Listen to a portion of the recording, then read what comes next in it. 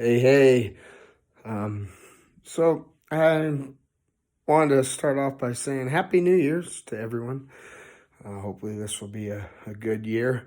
We're entering a new decade, which is awesome. So I wish all of you a good start to a new year. Anyways, I've been thinking a lot about a few things, and mainly the law of attraction is what's been on my mind. And to me, some of you may have heard this. Some may have different definitions for this, but for me, the law of attraction is basically what you think of, what you dwell on in your mind, you attract. And this is so true, and I'm going to give an example of a negative example of it, and a positive example of it. And to fully explain, it's just whatever is at the forefront of your mind and what you're constantly dwelling on is what you attract physically in your life.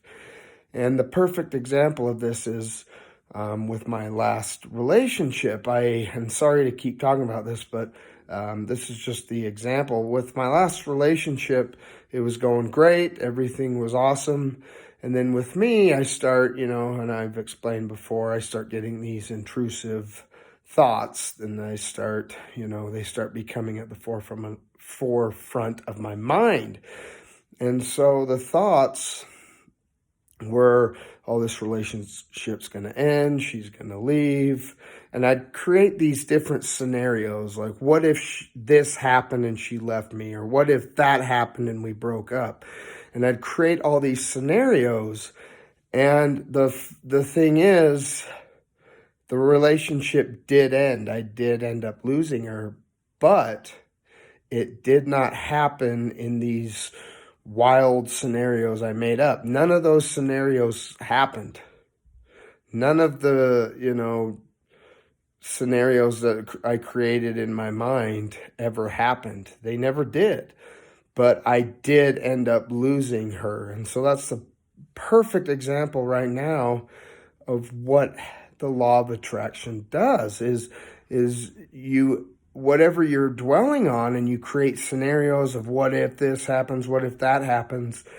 And usually those scenarios never happen, but what you were worried about in the beginning does happen. Like for me, the relationship did ended, but not in the ways that I thought it would, and not in the ways that I dwelled on. And I spent so much time just worrying about things and dwelling on things that I didn't have time to enjoy the relationship, and I didn't have time to work on positive things with the relationship.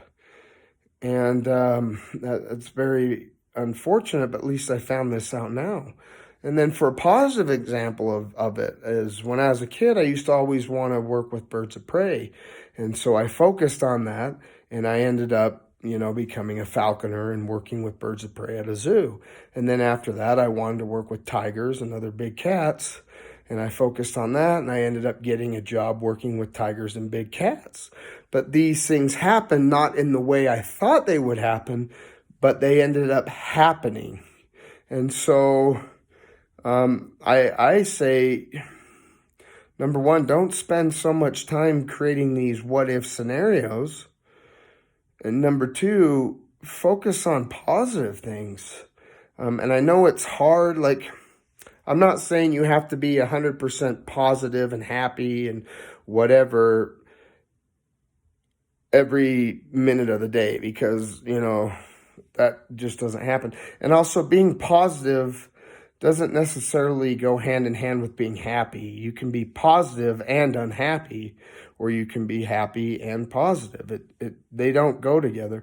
And so the thing is I know that in our day-to-day life, we get down and sad, or something happens that discourages us. But I say focus on the positive, or focus on the goals you want to do, and always have those at the forefront of your mind. And I've been trying to do this technique where every time I feel depressed or sad, I always try to think of a goal that I'm working on. and I try to put that and think of that, and that kind of gives me, you know, a moral boost or a mental boost. It helps lift my spirits. And so the thing is, you know, just keep focusing on things that you love and try to put those at the forefront of your mind. The mind is a very powerful thing. It's very interesting what we can do with our mind and what our thoughts can do to us. And so, anyways, just wanted to say that, share that message. Again, thank you guys for liking my art and for supporting me and everything. I love you guys. And again, Happy New Year's. And here's to 2020. Hopefully it's a great year.